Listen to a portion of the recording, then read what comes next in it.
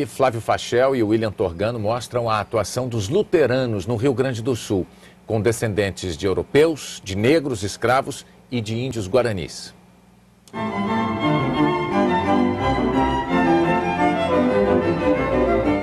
Vamos falar com Deus, vamos pedir que Ele esteja abençoando esse nosso encontro.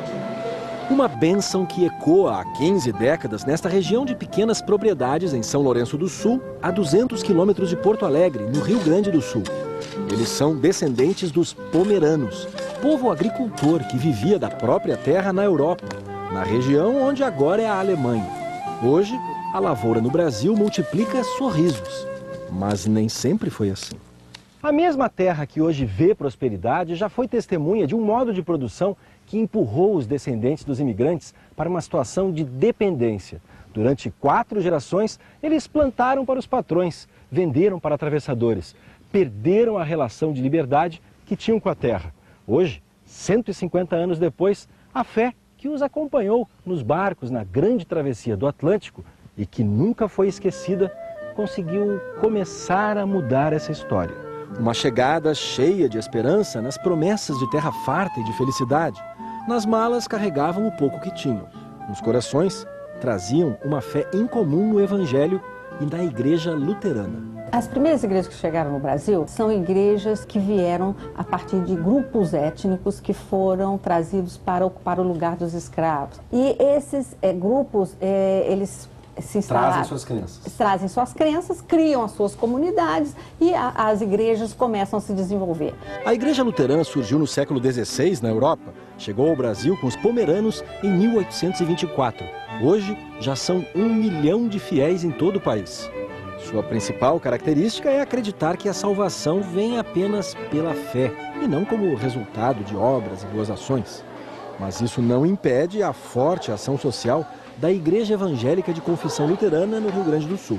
A missão desse serviço foi justamente isso, de resgatar essa fé, né, e uma fé que tem que se articular com a vida das pessoas, né, então que se concretiza no jeito de se relacionar com a natureza. Com o Centro de Apoio ao Pequeno Agricultor, a igreja, de certa forma, devolveu aos fiéis a capacidade que os antepassados perderam de sobreviver da terra sem depender de ninguém. Foi Deus que fez. Isso aí, a natureza, foi Deus que fez em 7 dias. Em 6 dias, o 7º descansou e deixou para nós ela para trabalhar e ganhar nosso sustento dela. Seu Romil vive na terra que já foi de seu pai, do avô e do bisavô. Nunca abandonou a leitura da Bíblia. Na lavoura, o resultado do que está aprendendo com os irmãos luteranos. Uma nova forma de produzir, sem agrotóxico. Se não fosse a igreja, a gente não estava nessa agroecologia também. E a produção é vendida direto para o consumidor na Feira dos Luteranos, no centro de Pelotas. Está 1,20 kg. Vantagem? O lucro de cada um não é dividido com mais ninguém. Mas o ganho maior para todos eles vem na esperança de ver a família continuar unida na fé e na terra dos antepassados. Agora eu sinto um orgulho muito grande de estar na lavoura e com meus filhos acompanhando.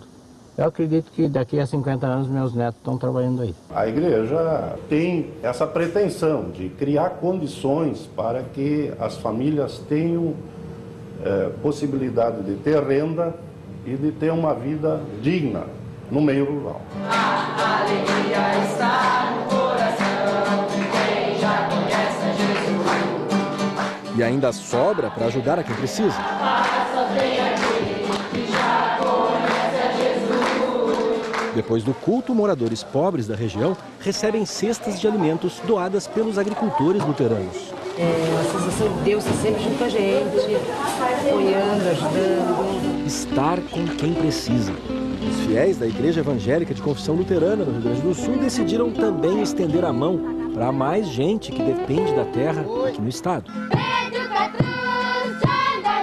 Eu sou negro sim, como Deus. Descendentes de escravos, esquecidos nos quilombos. E os índios guaranis que, depois de perderem as terras, viraram mendigos de beira de estrada. Entre duas comunidades tão diferentes, muitas semelhanças. que o Brasil tem uma dívida social e que a igreja também tem uma dívida social com essas populações que foram excluídas, marginalizadas, que não têm lugar ainda hoje na sociedade. Preocupados com o mais básico, sobreviver, índios e quilombolas foram deixando os costumes para trás.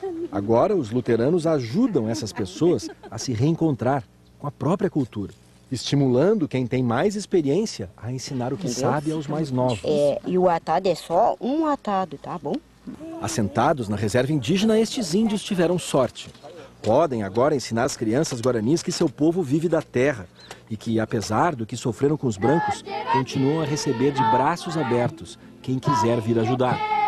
Somos da tribo Tecoaporã e convidamos você a nos visitar, cantam os pequenos guaranis. Uma lição de amor e de solidariedade. Jesus não perguntou se era difícil, onde estava, como é que era, que cor que tinha. Foi buscar, né? Então a gente tem, né, que seguir esse exemplo, estar permanentemente nessa busca da ovelha perdida.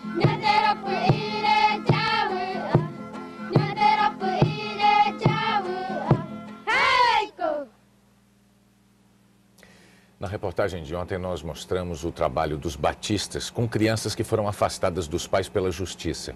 E também apresentamos o trecho de uma entrevista com a socióloga Maria das Dores Machado. Ela observou que a doutrina pentecostal enfatiza a capacidade do indivíduo de desenvolver o dom do Espírito Santo. Só que nós mostramos esse trecho logo depois de explicar as origens da Igreja Batista. E aí ficou parecendo que a Igreja Batista seria pentecostal.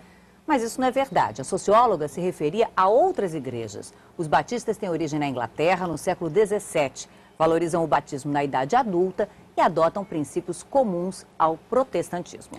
Olha, para você rever qualquer reportagem desta série na internet, é só visitar g1.com.br/Jornal Nacional.